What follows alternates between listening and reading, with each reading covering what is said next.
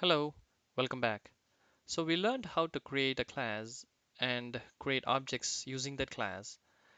In this video, we're just going to go a little deep into some of the things that we wrote so that we get better understanding of that before we move forward and learn more advanced object-oriented concepts, right?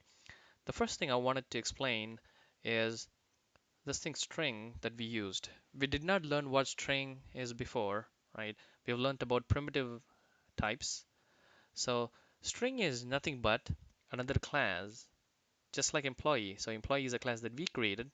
String is a class that is already there, available for us to use, right? It comes with Java. By looking into this, you will get understanding of, how you can create classes that you can use over and over, right? So string is a class. If you right click and do open declaration, Eclipse will open it for you and it will show you the class that was created in Java already, right? That we are using. This is a class that you can use to store, like we already saw, a string value, a series of characters, right? So that's the type we used. Instead of int double, we used a string type because name and job title can be a series of characters as opposed to just a single character, right? So that string class, we will do another video where we will look in detail on what string class has to offer. But at this point, I just wanted to show that string is another class that we can use, and it's one of the most widely used classes. And I wanted to kind of explain that since we did not see the type before.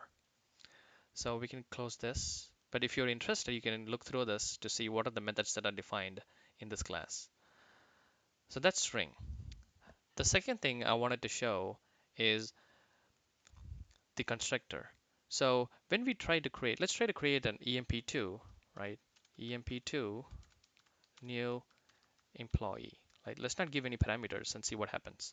We saw that we saw an error, right?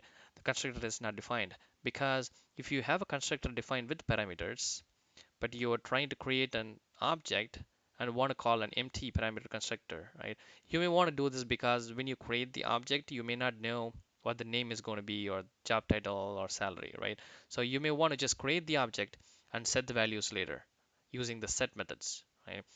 But for that, the empty constructor is not available. To be able to do it, you need to go and create it. You can have Eclipse created. So if you click this create constructor, so Eclipse will take you to the employee class and it will create the constructor for you. Now if you come back here, the error will disappear. So if you have a parameterized constructor, this empty constructor is something that you will have to manually create. But if you have no parameterized constructor or if you have no constructor defined at all, then Java will automatically create this empty constructor, right, for you. You won't put it in the code, but it's implied. So if I just quickly comment this out, right, I'm going to comment out all the constructors, right? I'm going to save it. I'm going to quickly switch back to here where we're going to get an error because this constructor is not available anymore, but you don't get any error here. That's because if you have no constructors defined, Java will create this empty constructor automatically for you. It's kind of implied. Only when you create a constructor with parameters deliberately, you have to create this also. Java doesn't create the empty one at that point. So that's the difference I wanted to show because a constructor is not a mandatory thing that you have to create, right? If you know that you will never set the values when you create the object, you will only set at later point, then you don't need a parameterized constructor or any constructor for that matter. So that's the difference I wanted to show. So I'm gonna quickly remove the comments since we kind of like learned about it. Now the error is going to go away because the class is now, or sorry, the constructor is now available. Um, Apart from that, these private things and public, they're called access modifiers. These would be much more easier to understand when we learn about inheritance. That we're going to learn soon. But in the coming videos, we're going to learn about these access modifiers and how they kind of control, how the things are visible or not visible. So those are the things that we could not do in the previous video, kind of learn. So I wanted to do this video just to explain those things. In the next video, we're going to learn about more advanced object-oriented concepts.